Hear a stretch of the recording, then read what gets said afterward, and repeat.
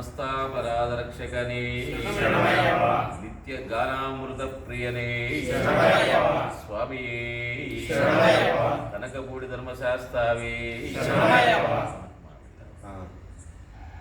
స్వామి శరణం. రేపు అనగా బుధవారం 9వ తారీఖు ఏప్రిల్ నెల 2025వ సంవత్సరం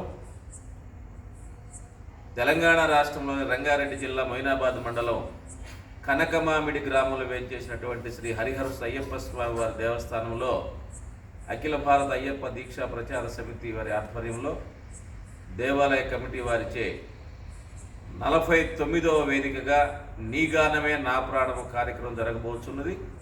కార్యక్రమాల్లోకి అవసరమైనటువంటి ఏర్పాట్లన్నీ కూడా కమిటీ వారు ఏర్పాటు చేసి ఉన్నారు.